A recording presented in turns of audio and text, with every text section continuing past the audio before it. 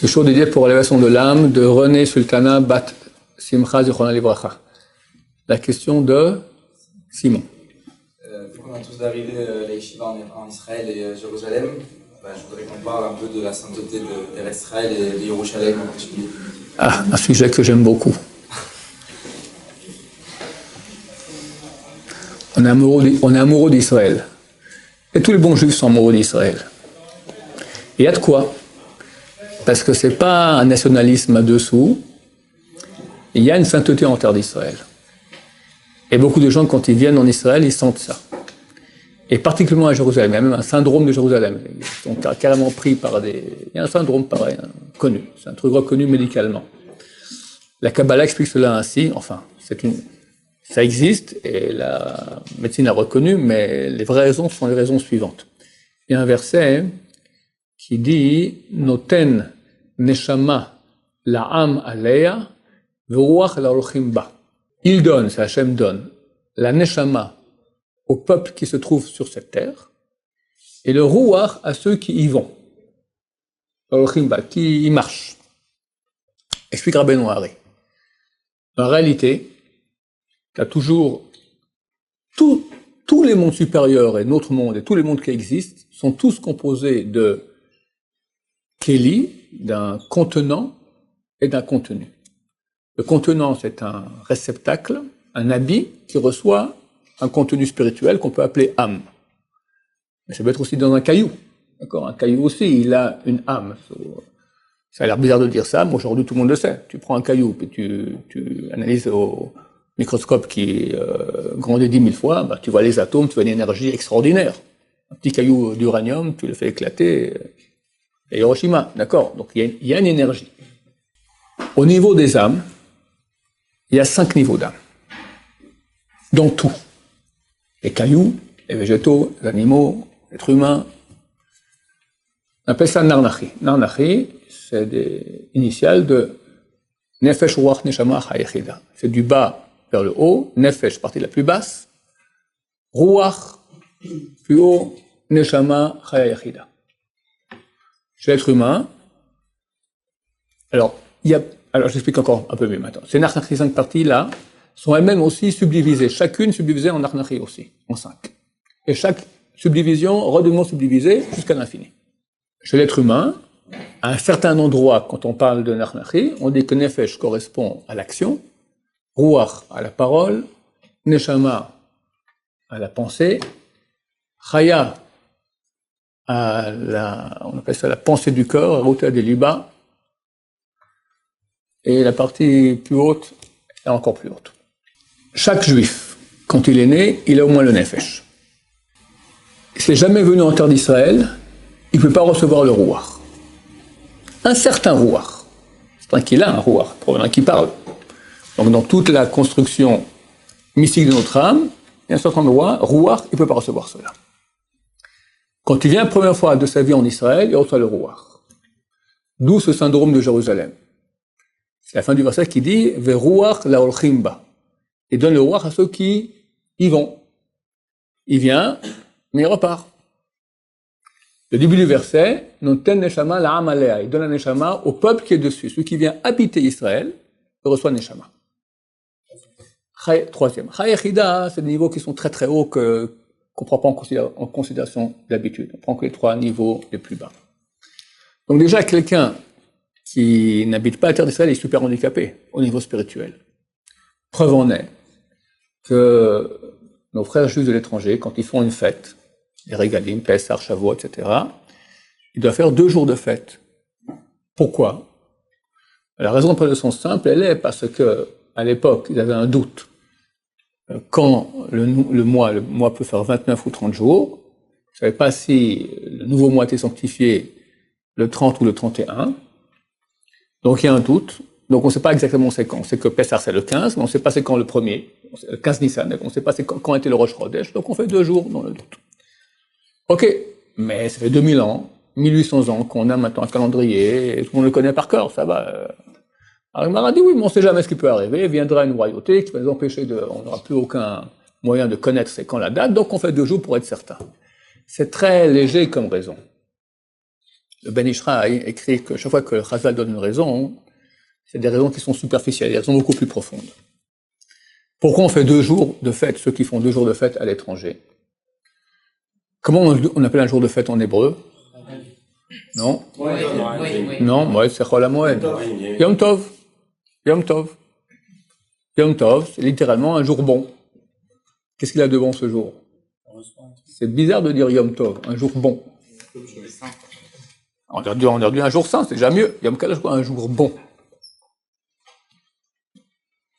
Tous les jours on dit bonjour, enfin, que ce jour-là on peut dire bonjour, les autres jours on dit pas bonjour.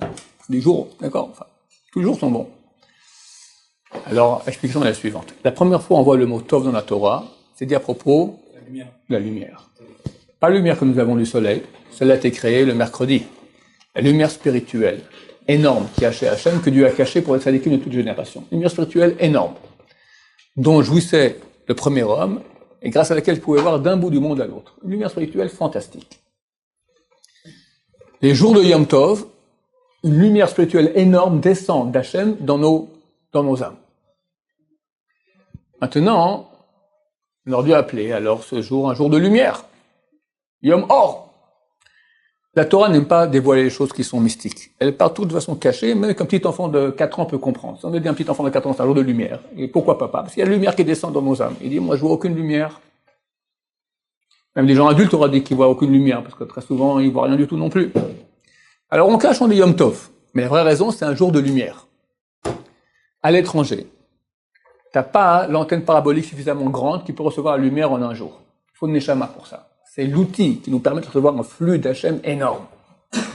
Comprenez, c'est pas la nefesh fait un étage, Ruach un étage, neshama un étage. La nefesh fait un étage, la Ruach peut-être 1000 étages, la neshama 10 000 étages. Je sais pas exactement quel est le pourcentage, mais c'est pas 3 fois moins. C'est des milliers de fois moins. Neshama, c'est énorme. Quand quelqu'un décide d'habiter Israël, il fait plus qu'un jour de fête, parce que il a reçu les moyens de recevoir cette lumière en un jour. Et c'est pas clair, disent les livres de mystiques, qu'en 2 jours, ils reçoivent toute la lumière qu'on peut recevoir nous en un seul jour ici. C'est même pas clair. Donc on reçoit ici un potentiel énorme.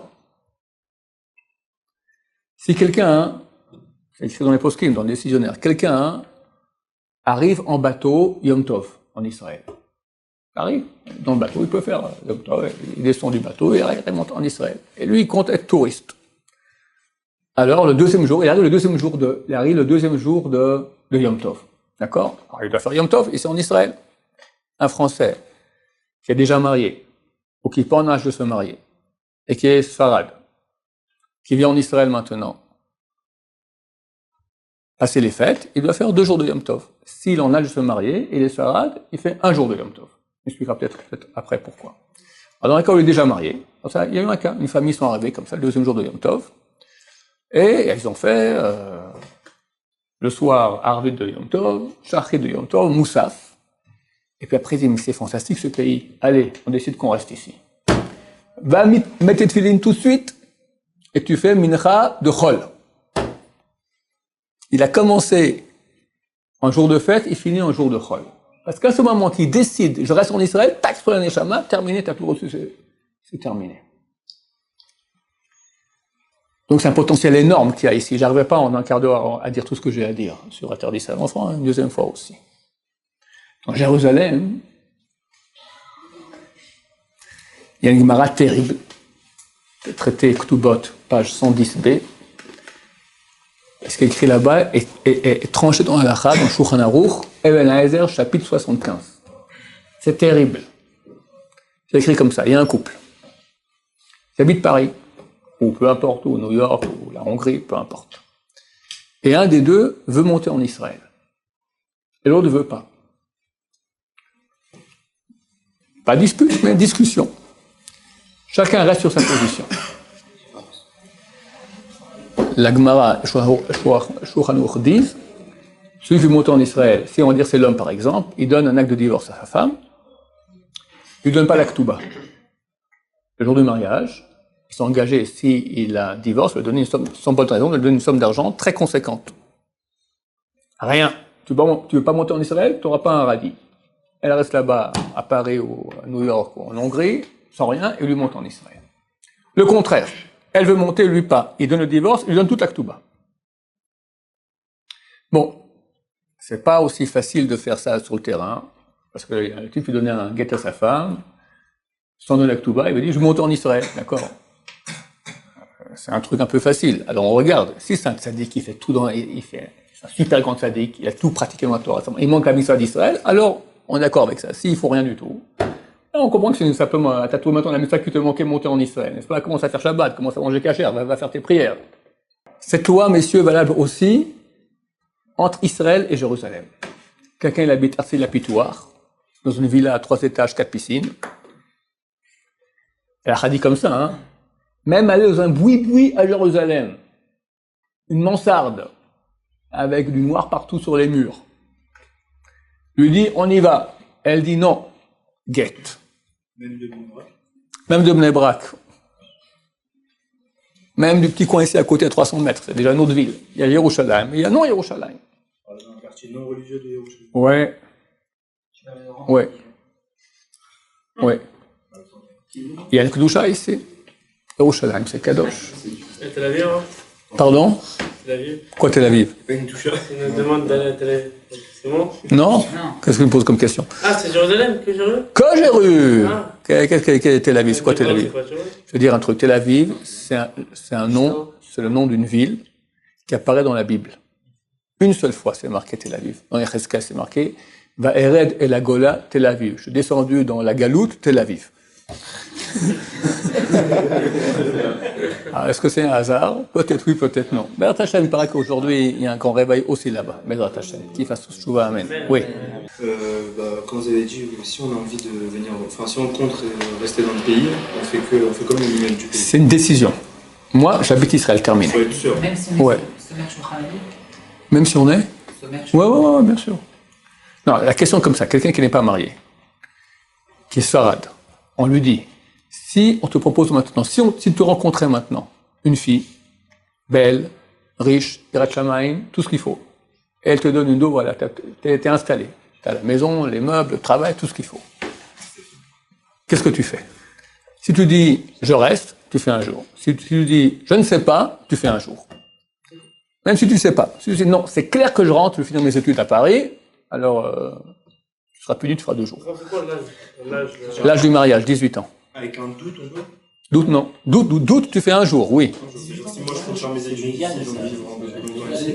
Non, c'est pas que tu comptes rester ici un certain temps et repartir. Tu as un doute, non, si on te présentait, c'est comme ça, la question n'est pas comme ça.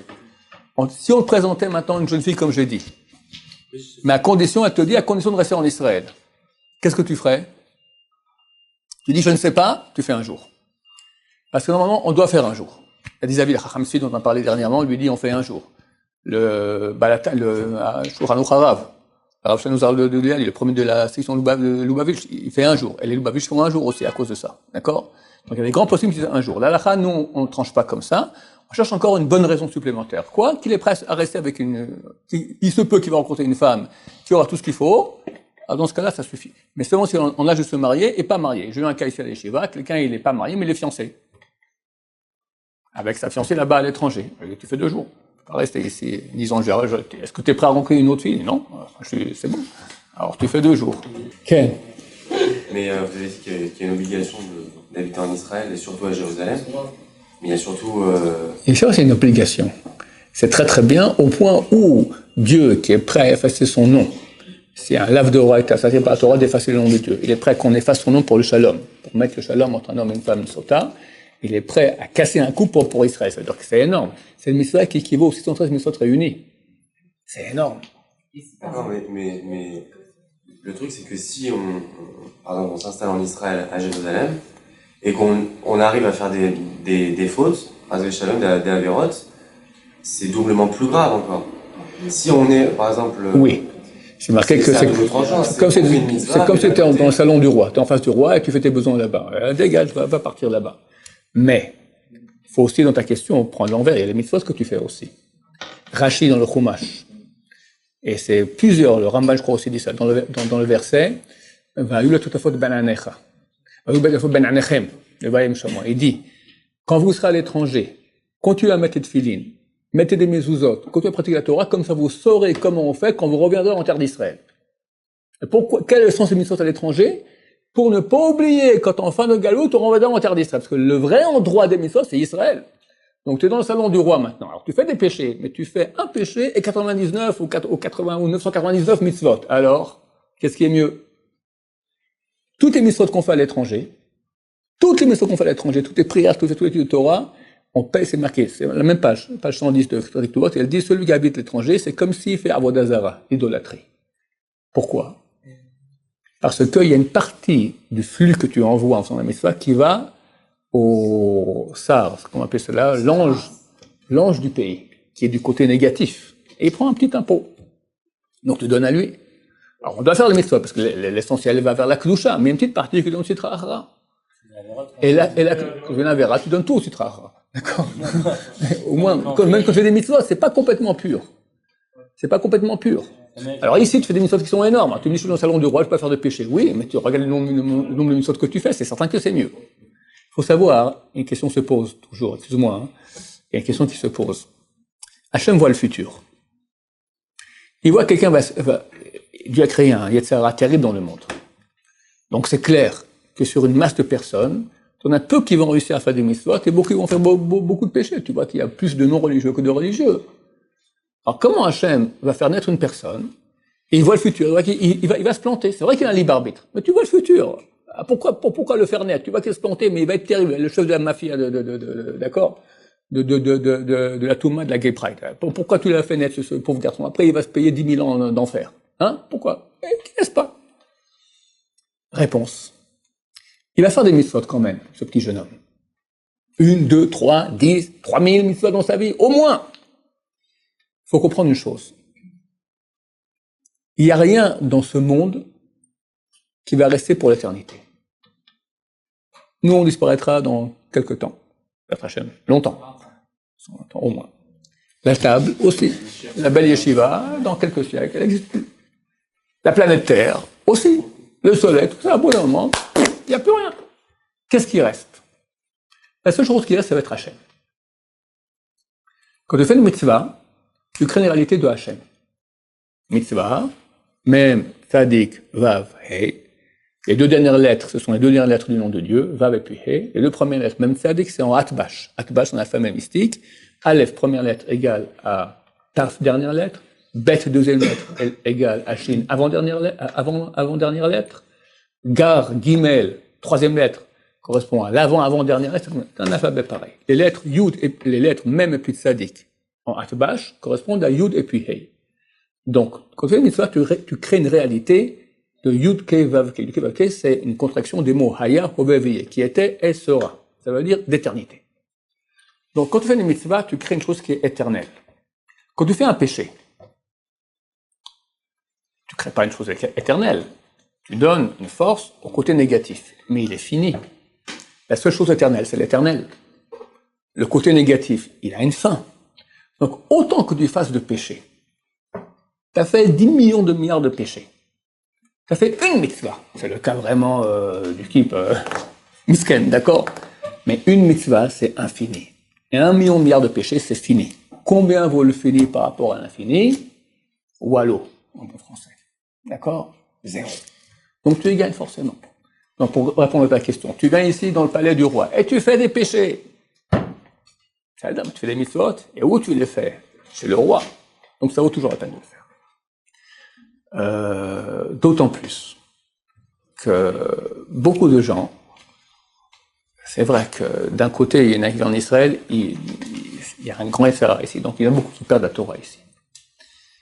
Mais il y a un avantage quand même, c'est que le taux, le risque d'assimilation est quand même plus bas. Quand tu rencontres une Russe qui n'est pas juive, ou une Arabe, ou etc., il est moins grand que rencontrer Christine, blonde, aux yeux bleus, à Paris. Ou Fatima aujourd'hui, qui a aussi du succès là. D'accord. Donc ça... Maintenant, c'est clair que si quelqu'un vient ici en Israël, avait un niveau de Torah, on va dire niveau 10, en France, et vient ici, il baisse, on va pas en France. Tu n'es pas venu ici pour faire des péchés. Donc c'est très important quand on fait une aliyah de voir où on l'a fait, dans quel cadre. Parce que dans les cadres qui sont pas très religieux, ça part en cacahuète. Ça part en cacahuète. Oui, Simon. Il y a une telle prédisposition à Yerushalayim, parce qu'on voit que c'est là où Abraham il a voulu sacrifier son fils. La Kabbalah, ou je sais pas, c'est le Midrash qui dit que c'est là où le monde a été créé à partir de cet endroit, etc. Pourquoi ici, pourquoi spécialement ici? Une réponse que je te réponds comme ça, tout dans l'univers est créé comme nous sommes créés à l'image de Dieu.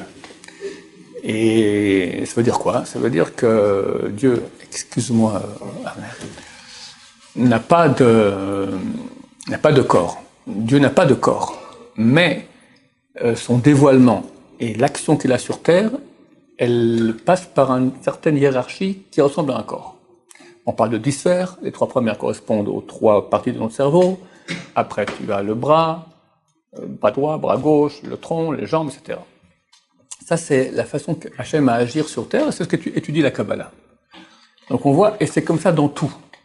Les animaux, tout, même les primates, d'accord, il y a toujours, même cellule, d'accord, tu as une tête, tu as des corps, tu as des membres, même dans une cellule, un unicellulaire, tu as un centre, un cerveau, quelque chose, partout c'est comme ça.